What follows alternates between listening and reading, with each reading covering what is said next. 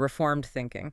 It is good to be here again. Welcome back. We're back at the table today, and we're doing something a little bit different for this deep dive. Oh, yeah. Yeah, we are pulling a very specific, and I have to say, a very heavy volume off the shelf. We're opening up Charles Spurgeon's The Treasury of David. It's a classic, a monster of a book. And for anyone listening who might not know, this isn't, just another commentary. No. It's widely seen as the magnum opus of the man they called the Prince of Preachers. But we should probably say we are not trying to tackle the whole thing today. No, that would take us a lifetime, I think. At least. We're zooming in. We're taking a really tight focus on his exposition of just one single chapter, Psalm 56. And it's a brilliant choice, I think, because Psalm 56 gets at a psychological state that, well, it feels incredibly modern. It does. Even though it was written, 3,000 years ago? It's all about that intersection of, let's call it, high-stakes anxiety and theological trust. And to get that anxiety, you really have to look at the map. I mean, the whole mission for us today is to unpack how a believer is supposed to function when they are, and there's no other word for it, absolutely terrified. And David, who wrote this, he is terrified here. The title of the psalm itself places him in a city called Gath. And we cannot just gloss over that name. Gath isn't just some random town. No. It's the capital of Philistia. It's the hometown of Goliath. The context is everything. So David is on the run from King Saul. Saul is hunting him like an animal through the wilderness of Israel. Right. He gets so desperate that he makes this calculation. He thinks, maybe, just maybe, I'll be safer among Israel's worst enemies than I am with Israel's own king. So he walks right into Gath. And get this, he's carrying the sword of Goliath. The very sword he used to kill their national hero. He's hoping to find asylum there. It sounds like a suicide mission. It really does. Spurgeon points out that the geography alone is just terrifying. As you said, you're walking into the lion's den. Holding the lion's tooth. Exactly. It creates this intense pressure cooker. And that's what Spurgeon analyzes so well. He doesn't treat David like some marble statue, some hero. Right. He shows you a man who is sweating, he's probably shaking, and he's surrounded by people who have every reason to want him dead. Before we even get into verse 1, though, we have to talk about the title. Spurgeon and the other scholars he pulls from, they spend a good amount of time on this Hebrew name. It's a bit of a tongue twister. It is Jonathelemrechokim. It's a mouthful. But the translation sort of unlocks the whole feeling of the poem. It translates to the silent dove in distant places. That's such a striking image, a dove. It is. And Spurgeon draws a really sharp contrast here. He points out there are two main doves, if you will, in the Old Testament. Okay. The name Jonah actually means dove. So you have Jonah the prophet, and you have David the future king. And both of them are doves in distant places, far from home. But they could not react more differently to being in exile. That's the point. Spurgeon says when Jonah's the dove, there is a lot of noise. A lot of complaining. A lot of complaining. He runs from God. He gets angry at a plant. I mean, he is a noisy, rebellious dove. But David, in the enemy's fortress, David is the silent dove. And silent there means he's not complaining. He's not murmuring against God. He holds his peace. Spurgeon says the love of the dove takes over. He waits. And that silence eventually breaks, not into complaining, but into praise. The title also calls this a miktam. We've seen that word before in the Psalms. Yes, miktam. Technically, it implies something like an engraving, something made to be permanent. But the church, historically, is often translated as a golden psalm. So this is the golden mystery. That's how Spurgeon frames it. He says, this song gives us a kind of golden secret. How faith actually works when it's under extreme pressure. It's a masterclass in trusting God when literally everyone around you wants to eat you alive. Well, let's look at that pressure. We're in segment 1, verses 1 and 2. David opens with this plea that just feels so urgent. Be merciful unto me, O God. It's the cry of a soul that has just hit rock bottom. But look at the logic he's using. Spurgeon loves to trace what he calls the argument of a prayer. Why is David asking for mercy? He says, for man would swallow me up. Right, he's setting up a contrast. He's essentially arguing, God, you need to be merciful to me because man has no mercy. It's like a balancing act. If the world is cruel, heaven has to be kind. Spurgeon puts it so well. He says, if thy justice has let loose my enemies, let thy mercy shorten their chain. That phrase, swallow me up, is so intense. It's not defeat me or, outsmart me. It's consumption. That's the monstrous imagery we have to see. Spurgeon says the enemy here isn't a rival soldier, he's an ogre. A ravenous beast. Exactly. They don't just want to win, they want to make a meal out of him. It implies total, complete annihilation. And it's relentless. The text says, "He fighting daily oppresseth me." No armistice, no ceasefire. It's a grinding daily thing. And notice the numbers. They be many that fight against me. Yeah, Spurgeon had a line about that, a bit cynical, but probably accurate. He said, "Wolves of the church seldom come down upon us singly." It's a harsh truth about human nature, isn't it? Yeah. Especially mob nature. Sinners are gregarious. They hunt in packs. David is feeling the weight of that. He is one man against an entire city. But then in verse 2, he does something really strategic. He pivots. He goes for the high ground, calling God, "O thou most high." This is a critical shift in his perspective. Let's think about the physical geography again for a second. Okay. Gath is a fortress. The lords of the Philistines are literally looking down on him from their walls. Or you can think of Saul sitting on his throne up in the hill country. His enemies are in the high places of earthly power. So they have the advantage. Terrain, power, they're looking down on David. They are. But David appeals to the Most High. He realizes that no matter how high up his enemies are, God is higher. It's like a vertical flanking maneuver. Like calling it an airstrike. You might hold the hill, but my help comes from the stratosphere. That's a good way to put it. It's the countermeasure. When you feel small and you're being oppressed by powers that seem gigantic, you appeal to the one who makes them look like grasshoppers. God's position trumps their elevation every time. This brings us to the second segment then, verses 3 and 4. And this is where the source material gets, I think, really fascinating, because verse 3 has a statement that seems to contradict that heroic image we have of David. I think I know what you mean. He says, "What time I am afraid." That admission is everything. He admits he's scared. I mean, this is the guy who killed a lion and a bear with his bare hands. We think of him as fearless. But Spurgeon points out David isn't a brutish stoic. He's not a block of stone. He has a high intelligence. He can see the danger. He looks at the Philistines. He assesses the probability of his own death, and his brain tells him this is a very dangerous situation. So his fear is actually a rational response to the data he's processing. It is. And this leads to one of the most insightful concepts in Spurgeon's whole analysis of this psalm. He talks about the idea of the twilight. The twilight of the mind. Yes. Spurgeon argues that the Christian mind often exists in this kind of twilight state. It's not high noon, perfect blazing faith without a single shadow. Right. But it's also not midnight total black despair. It's twilight. Both light, which is faith, and darkness, which is fear, are present in the mind at the same time. That is incredibly comforting, because I think a lot of us feel that if we have fear, it must mean our faith is zero, like they cancel each other out. And Spurgeon argues the exact opposite. He says it's a theological paradox. It is entirely possible for fear and faith to occupy the same mental space. The presence of fear does not prove the absence of faith. The real question is, what do you do with that fear? And David gives the answer in the very next breath. "I will trust in me." There it is. Mm-hmm. And here's the distinction Spurgeon draws between what he calls unregenerate fear and gracious fear. Okay. Fear without God, unregenerate fear, that drives a person away from God, makes you hide, like Adam in the garden. But gracious fear. That kind of fear drives a person to God. It's the instinct of a little child who runs to their parent when the thunder crashes outside. And look at the time factor David brings in. What time I am afraid. Why is that timing so significant? Well, Spurgeon notes that faith has to be exercised at the specific moment of the fear. It's one thing to say you trust God when you're sitting in a comfortable chair reading a book about his providence. It's another thing entirely when the sword is at your throat. Right. David is saying, I am applying the antidote directly to the wound right now. It's an active, real-time response. It's, "I am afraid now, so I will trust now." That is the conquering faith of God's people, relying on God right when the alarm bells are ringing the loudest. And that reliance brings him to verse 4, where he says, "In God I will praise his word." This is a subtle point, and it's easy to just read right past it.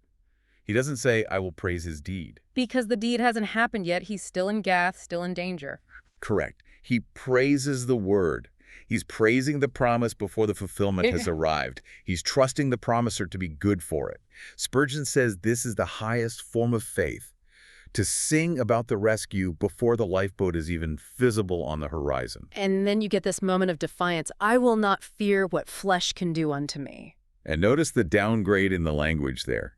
In verse 1, his enemies were these monsters ready to swallow him up. Right. Now, They're just flesh. He stripped them of their supernatural horror. He's brought them back down to size. He's realized their true nature, their mortal. Flesh is like grass. And this creates a boundary. Spurgeon is very clear on this. They can wound the body. They can even kill the body. But they can't touch the soul. They cannot touch the real David. It makes you think of what Jesus said in Matthew 10, don't fear the one who can only kill the body. Spurgeon makes that same connection. If you are secure in God, the absolute worst your enemy can do is just speed up your entry into glory. The threat is completely de-escalated. But even with that theological confidence, the day-to-day reality of living with these enemies is just exhausting. Segment 3, verses 5 and 6, it describes their tactics. And honestly, this feels like it could have been written about social media. It really does. Every day they wrest my words. That word wrest is so graphic. In the original language, and certainly in Spurgeon's mind, it brings up images of a torture rack. They're torturing his words. Yes. Taking something David said, something completely innocent or neutral, and putting it on the rack. They're twisting it, pulling it, dislocating the joints of the sentence until they can extract a meaning he never, ever intended. Spurgeon uses that old analogy of the wolf and the lamb. The fable, yes. Yes. The wolf will always find a reason to eat the lamb. If the lamb is polite, the wolf says, "You're mocking me." If the lamb is silent, the wolf says, "You're ignoring me." It doesn't matter what the victim actually says or does. It doesn't. It's weaponized interpretation. Spurgeon says that critics use colored glass. They look at every single action of a good man and they see it as evil because their lens is already tinted. He says prayers are blasphemies if you choose to read them the wrong way upwards. That's chillingly accurate. You can say something totally innocent and someone who's decided to hate you will twist it into a crime. It's the tactics of malice. And notice the next step he describes in verse 6. They gather themselves together. A conspiracy. And the cowardice. Spurgeon is really hard on this point. He says malice is, at its heart, cowardly. They're afraid to meet the hero man to man. They hunt in packs. They hunt in packs or they hide in ambush. They don't want a fair fight. They want a lynching. And they mark my steps. That's the imagery of a hunter tracking his game, or spies conducting surveillance. They're just watching him, waiting for any little slip-up, waiting for him to stumble so they can pounce. And the goal, he says, is they wait for my soul. Those are the stakes. They don't just want to embarrass him. They don't want to win an argument against him. They want his life. They want his total and complete ruin. So David turns to the court of appeal. This is segment 4, verses 7 and 8. He asks a question that I think every believer has asked when they see bad people getting away with things. Shall they escape by iniquity? It's the age-old problem of the prosperity of the wicked. Can wickedness actually work as a shield? Can you really cheat your way to safety? David is struggling with the apparent success of his enemies. And he prays for God to cast them down. And here Spurgeon gets into something that, well, modern Christianity sometimes shies away from. And that's the comfort of the angry God. How is an angry God comforting? That sounds like a contradiction. Spurgeon argues that a persecuted man finds a friend in an angry God. When you're being hunted by wolves, you don't want a shepherd who just smiles and says, "Peace, peace." You want a shepherd who has a rod and knows how to use it. You want justice. You want justice. David is appealing to God's active wrath against injustice. And then we get to verse 8. And this is, for my money, one of the most beautiful verses in the entire book of Psalms. Thou tellest my wanderings. Tellest there means counts. It's mathematical. God is keeping a tally of every single step the fugitive takes. Spurgeon makes this great contrast between the confusion of the person suffering and the precision of the Father. That's a perfect way to put it. When you're running for your life or when you're in some deep trauma, you forget where you've been, you lose track of time, it's all a blur. Right. But God isn't confused. He records every move. He knows how many miles you've walked in the dark. And then comes the metaphor that just stops everyone in their tracks. Put thou my tears into thy bottle. Now, we need to correct a common misunderstanding here. Spurgeon is really specific about the cultural context. Right, because I've seen those little glass vials in museums. They're called Roman lacrimatories. People think that's what David is talking about. They do. They imagine David is talking about some tiny, delicate glass vial for a few dainty tears. Spurgeon just completely rejects that. He says, no, David is not a Roman fashionista. David is a Hebrew warrior out in the desert. So what is the bottle he's talking about? It's a wineskin, a large leather skin, the kind you would use for holding gallons of water or wine. Wow. That completely changes the scale of the image. It does, doesn't it? The implication is that David wept so much he needed a bucket. He needed a large leathern bottle to hold all of it. This wasn't a few polite tears. This was a flood of grief. And the request is for God to store them. Just think about the tenderness of that. Put my tears into thy bottle. Store them as if they were a precious vintage wine. God doesn't just wipe the tears away and forget them. He keeps them. He values the sorrow of his servant. And then he adds, are they not in my book? The book of remembrance. Spurgeon explains this is like a royal register or a chronicle. God doesn't just count the steps. He records the griefs. The sorrows are treated as real, tangible facts of history. They're written down in God's permanent record. It validates the pain. It's not God saying, just get over it. It's God saying, this is written down, this happened. It is. And because it's written down, it will be addressed. It will be reckoned with. Which gives David the confidence to pivot again. Segment 5, verses 9 through 11. When I cry unto thee, then shall mine enemies turn back. This is the mechanism of his victory. The cry. Spurgeon calls it artillery. Irresistible artillery. I love that phrase. He says the battle is won as soon as the report of the prayer is heard in heaven. It's not that the prayer has to convince God to help. The prayer is the signal that releases the help that's already on its way. And David says, this I know. That's the certainty of it. It isn't a guess. It's not, well, I hope God is on my side. It's an axiom of his faith. God is for me. And if God is for me, who can be against me? And then we get the chorus again. He repeats the line from verse 4 in verse 10. In God will I praise his word, but he changes the names for God. He does. He uses Elohim, which is God as the judge, the creator, the great power, and then he uses Jehovah, the Lord, the personal, covenant-keeping God of mercy. Why the switch? What's the point of that? Spurgeon says the believer praises God under every one of his aspects. Whether God is showing his power in thunder and justice, which is Elohim, or he's showing his mercy and covenant love, which is Jehovah. So whether the providence feels like honey or like bitter herbs, you still praise the word. It's a comprehensive trust. It covers all the bases. And he finishes this whole section with that final defiance in verse 11. In God have I put my trust. I will not be afraid what man can do unto me. And he changes flesh to man here, which is a slightly stronger word in the Hebrew. It implies mighty men. But his resolve is fixed. The fear is banished. Why? Because the trust is present.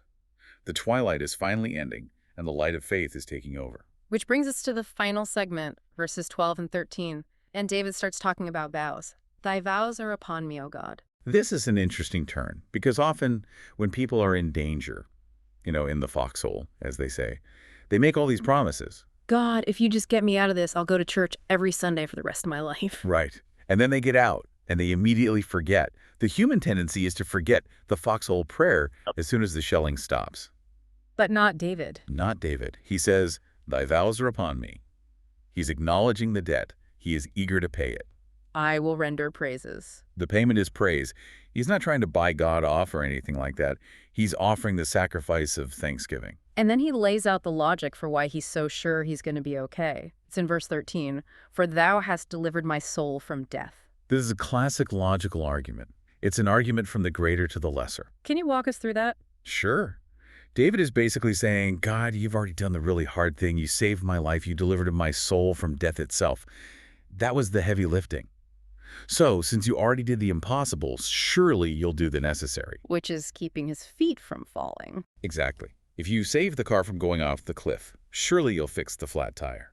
If God is invested enough to save the soul for eternity, he's invested enough to sustain the daily walk. He's not going to let the feet stumble now. And Spurgeon explains that word falling in a specific way, too. It's not just, tripping over a rock on the path. No, it refers to a thrust or a push. The enemy is actively trying to shove him. It's an attack on his character, on his reputation, on his standing. David is praying, don't let them push me into sin. Don't let them succeed in pushing me into disgrace. And the destination for all this, that I may walk before God in the light of the living. This is the doctrine of the perseverance of the saints coming through so clearly. What is the light of the living? Well, on the surface, it just sounds like staying alive, not dying. And it does include that, safety, liberty. But Spurgeon goes much further. He says it is spiritual life. It's the opposite of the darkness of the dead. It's walking in holy service, in active communion with God. So it's not just about surviving his time in Gath. It's about thriving in God's presence afterward. Correct. Look at the whole trajectory of the psalm. It began in the ravenous jaws of the enemy. that swallow me up imagery. It ends in the light of Jehovah's presence. That's the journey, from the belly of the beast to the face of God. And the vehicle that made that whole journey possible was trust. Active, fighting trust. What time I am afraid, I will trust. It's such a practical lesson for us, isn't it? We so often wait for the fear to go away before we try to trust. David trusts while he's afraid, and that is what makes the fear finally go away. That is the golden mystery of this miktam. Before we wrap this up, there was one thought from Spurgeon's notes that really stuck with me. It was about that bottle of tears. It was a bit provocative. Oh, I think I know which one you mean. The one that connects the suffering of the believer to the suffering of Christ. That's the one. He asks this question. If God bottles the tears of his saints, if he treasures the tears of a man like David, how much more did he treasure the tears of Jesus? Right. I mean, Jesus wept over Jerusalem. He wept at the tomb of Lazarus. He wept in the Garden of Gethsemane. Spurgeon implies that those tears are bottled in the highest possible sense. They are infinitely precious to the Father. But there's a flip side to that bottle imagery that's it's quite sobering. And what's that? Spurgeon suggests that what are now bottles of tears will in the end be poured out. Poured out as what? As vials of wrath. The book of Revelation talks about vials of wrath being poured out on the earth.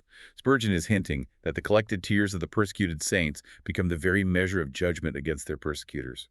God remembers the grief, and he will balance the scales. So our tears aren't just wasted water, they're ammunition for justice. It's a terrifying thought for anyone who oppresses the innocent, but it's a massive comfort for the one who's doing the weeping. Your tears are not lost. They are counted, they are bottled, and one day they will be vindicated. That is a heavy place to leave it. The silent dove in distant places is never actually alone. Never. Well, thank you for joining us for this deep dive into Psalm 56. It has been a pleasure. And we'll see you next time on Reformed Thinking.